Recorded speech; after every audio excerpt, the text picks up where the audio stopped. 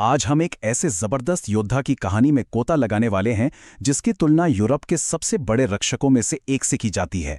ये कहानी है मेवाड़ के महान नायक बप्पा रावल की, एक ऐसी गाथा जो वीरता और रहस्य से भरी हुई है। तो चलिए शुरू करते हैं। अच्छा, कहानी में आगे बढ़ने से पहले जरा इस सवाल पर गौर कीजिए। 8वीं सदी का एक भारतीय योद्धा और एक मशहूर फ्रांसीसी जनरल, इन दोनों में क्या कॉमन हो सकता है?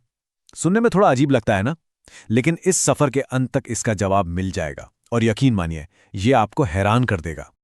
तो हमारी ये कहानी शुरू होती है भारत के एक बहुत ही ऐतिहासिक इलाके से, एक ऐसी जगह जहां एक ताकतवर साम्राज्य ने जन्म लिया, मेवाड़। मेवाड़ की भूमि यानी हम बात कर रहे हैं आज के उदयपुर, चित्तौड़गढ़ और उसके आसपास के इलाके की।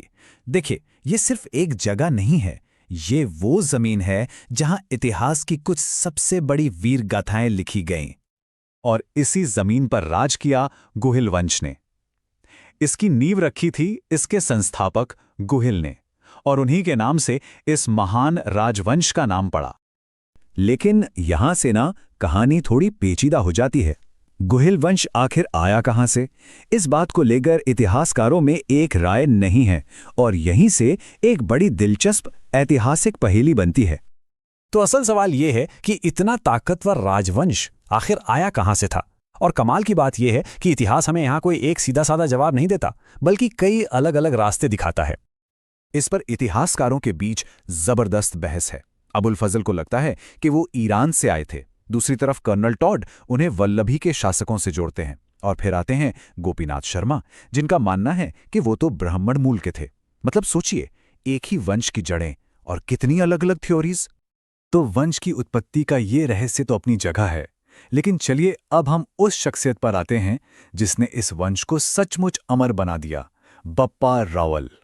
गुहिल ने जब अपना शासन स्थापित किया, उसके करीब करीब 170 साल बाद 734 ईस्वी में मंच पर एंट्री होती है बप्पा रावल की। उन्होंने सिर्फ 19 साल राज किया, बस 19 साल, लेकिन इतने से वक्त में ही उन्होंने मेवाड़ का नक्शा हमेशा हमेशा के लिए बदल दिया। और यहां एक और मजेदार पहेली है, ये बप्पा रावल आखिर थे कौन? क्या ये उनका असली नाम था? इतिहासकार जीएच ओझा कहते हैं कि उनका असली नाम तो कालभोज था, लेकिन कविराज श्यामल दास का कहना है कि बप्पा कोई नाम नहीं बल्कि एक उपाधि थी, एक रॉयल टाइटल। और उनकी कहानी की शुरुआत किसी राजमहल से नहीं हुई थी। पता है, किंवदंतियों के मुताबिक उन्होंने अपना सफर चित्तौड़ के राजा मानमोरी के यहाँ एक सेवक के तौर पर शुरू किया था। सोचिए जरा, एक सेवक जो एक दिन राजा बनने वाला था।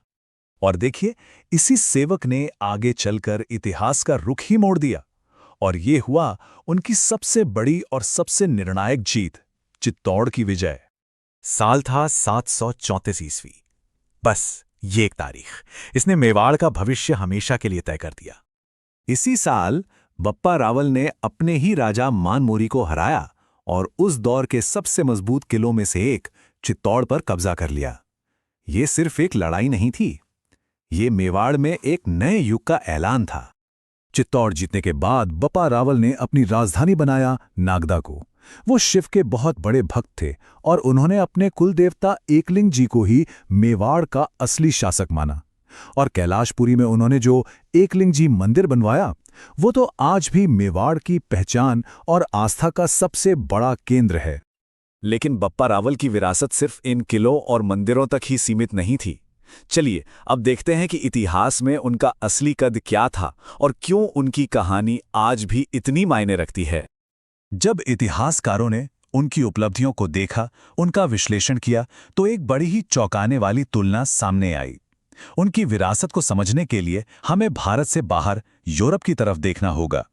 उनकी एक और बहुत बड़ी कामयाबी थी विदेशी हमलावरों को खदेड़ना। तो सवाल ये उठता है कि उस समय भारत के लिए ये जीत कितनी बड़ी थी, कितनी अहमियत रखती थी। और यही मिलता है हमारे सबसे पहले सवाल का जवाब। इतिहासकार सीवी वैद्य ने बप्पा रावल की तुलना किसी और से नहीं बल्कि फ्रांसीसी जनरल चार्ल्स मार्टेल से की है। अब सवाल है कि क्यों? क्योंकि जैसे मार्टेल ने यूरोप में मुस्लिम सेनाओं को आगे बढ़ने से रोका था, ठीक उसी तरह बप्पा रावल ने भारत पर हो रहे विदेशी हमलों पर जबरदस्त रोक लगा दी थी। ये तुलना उनकी विरासत को एक ग्लोबल लेवल पर ले जाती है। तो बप्पा रावल की कहानी यही है, एक सेवक से साम्राज्य के निर्माता बनने तक का सफर और फिर एक राष्ट्र के रक्षक तक का। शायद यही वो चिंगारी है जिससे इतिहास में नायक पैदा होते हैं और उनकी गाथाएं हमेशा के लिए अमर हो जाती हैं।